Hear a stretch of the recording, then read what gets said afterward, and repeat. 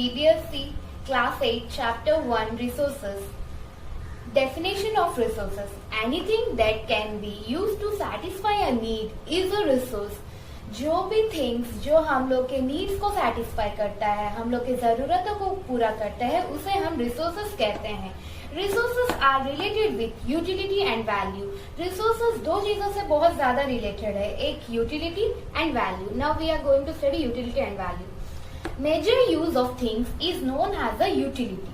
ज्यादा इस्तेमाल करते हैं जो थिंग्स जो हम लोग के डेली लाइफ में यूज होता है, उसे हम लोग यूटिलिटी कहते हैं. Value. Value means worth. By using resources, the economic value get increased. जो भी वस्तु हम लोग जितना ज्यादा यूज करते हैं, उससे हम लोग का इकोनॉमिक वैल्यू, पैसों के रूप में वैल्यू इंक्रीज होता है. और जो भी बिजनेस हम लोग लीगली लाइसेंस के हिसाब से करते हैं, उसे हम पेटेंट कहते हैं. Patent means the exclusive right over any invention. अगर किसी भी चीज का हम लोग ने इन्वेंशन किया, उसका एक जो गवर्नमेंट के द्वारा एक्सेप्टेबल है, उसे हम लोग पेटेंट कहते हैं. अब हम लोग जानेंगे सब्सटेंस को रिसोर्सेस में कन्वर्ट करने के लिए two major factors, time and technology.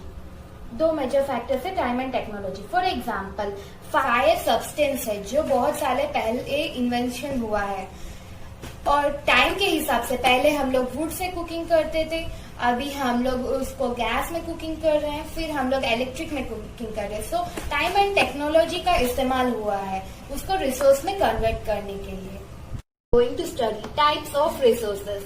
Number 1. Natural resources. The resources that are drawn from nature without much modifications are called natural resources. जो भी रिसोर्सेस नेचर में हम लोग देखते हैं, ट्रीज, लेक्स, रिवर्स, उसमें कुछ भी हम लोग मॉडिफाई नहीं करते हैं, कुछ भी बदलाव नहीं देते हैं, उसे हम लोग नेचुरल रिसोर्सेस कहते हैं. Next, human resources. People can make the best use of nature with the help of their skill, knowledge and technology. हम इंसान ही एक रिसोर्स है जो हमें स्किल एंड नॉलेज और टेक्नोलॉजी से हम लोग नए नए रिसोर्स क्रिएट करते हैं. जैसे कि इलेक्ट्रिसिटी, जो हम लोग वाटर से हम लोग इलेक्ट्रिसिटी प्रोड्यूस करके अपने घर में यूज करते हैं. So human beings are the most important resources. Next, human made resources. Natural substance become resources when their original form has been changed. Natural substance मतलब रॉक्स एक नेचुरल सब्सटेंस है जिसको हम लोग उसके ओरिजिनल फॉर्म से कन्वर्ट करके cement का इस्तेमाल करके बिल्डिंग्स में कन्वर्ट करते हैं, मेड करते हैं. सो इसे हम लोग ह्यूमन मेड रिसोर्सेज कहते हैं. Now we are discussing some points of the lesson. Human resource development. First one, improving the quality of people skills. हम लोग अपने स्किल्स को कैसे इम्प्रूव करते हैं? With the help of books, with the help of internet and कई और चीजें हम लोग के फ्रेंड्स से या फैमिली से सीखते हैं और न्यू क्रिएशंस करते हैं. Next, we are going to resource conversation. Using resources carefully and giving them time to get renewed. हम लोग रिसोर्सेज को बहुत केयरफुली यूज करना चाहिए, इतना ज्यादा यूज नहीं करना चाहिए कि उसको टाइम ही ना मिले कि रिन्यू होने के लिए. फॉर एग्जाम्पल, वेस्ट एशिया में पेट्रोलियम फाउंड होता है और वहां से पेट्रोलियम इंडिया आता है, तो हमें उसे बहुत ही केयरफुली यूज करना चाहिए और उसको टाइम देना चाहिए कि वो फिर से बने. Next, sustainable development. Balancing the need to use resource and also conserve them for future. हमें किसी भी रिसोर्स को उतना ज्यादा यूज नहीं करना चाहिए कि वो फ्यूचर के लिए बचे ही ना, और उसको इतना कम भी यूज नहीं करना चाहिए कि हम डेवलप ना हो और वो फ्यूचर के लिए बहुत ही ज्यादा हो जाए. तो हम लोग को इसे बैलेंस करना चाहिए. Next, the distribution of resources are unequal over that. क्योंकि इसमें बहुत ही फिजिकल फैक्टर्स इन्वॉल्व है, जैसे कि टेरेन, लैंड. किसी लैंड में कोल प्रोड्यूस होता है और किसी लैंड में व्हीट प्रोड्यूस होता है, ये लैंड के हिसाब से होता है. क्लाइमेट, रेनफॉल होता है कहीं पर कूल टेम्परेचर होता है. नेक्स्ट, एल्टीट्यूड हिली एरियाज में कुछ अलग प्रोड्यूस होता है और प्लेन एरियाज में फार्मिंग बहुत ज्यादा होता है.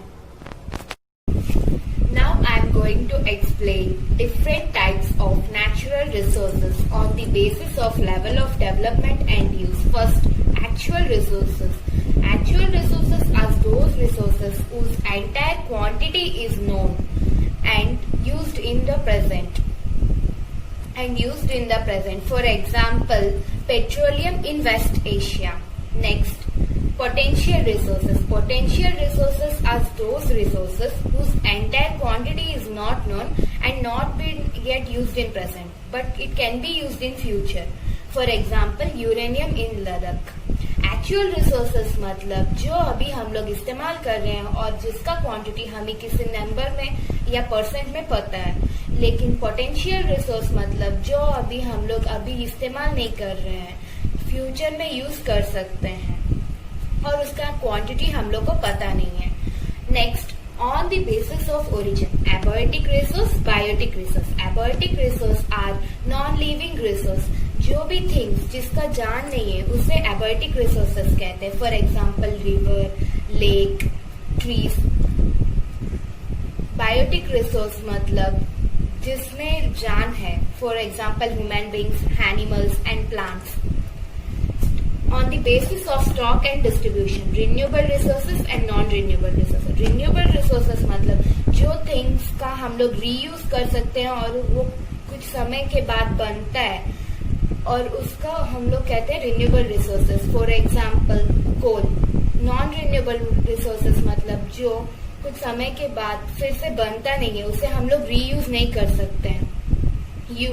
Next, ubiquitous localized. Ubiquitous resources मतलब वो रिसोर्सेस जो हर जगह पाया जाता है. फॉर एग्जाम्पल एयर हर जगह पाया जाता है.